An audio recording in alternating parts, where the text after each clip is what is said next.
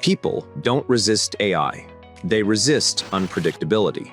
And if you confuse the two, you'll design change that actually makes resistance worse. Your brain is a prediction machine. It constantly scans for patterns to conserve energy.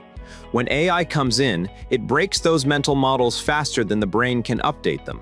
Suddenly, the patterns that made you competent no longer apply. That's not a technology problem. That's a cognitive crisis. Traditional change theory treats resistance as something to overcome with persuasion, but resistance is actually your brain trying to preserve a working model of reality. The insight: you can't persuade someone out of a prediction error. You have to help them build a new prediction model. So instead of one large-scale announcement that shatters the old model overnight, use iterative exposure. Small, repeated, low-stakes interactions with the new way. Each exposure helps the brain build a new pattern.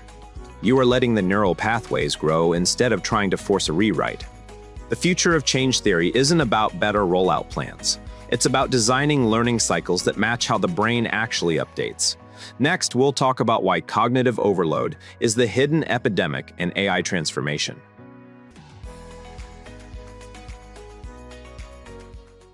So what are you waiting for? Hit the subscribe button below and click on the bell icon so I can pop up in your feed occasionally with a great tip for your ultimate growth.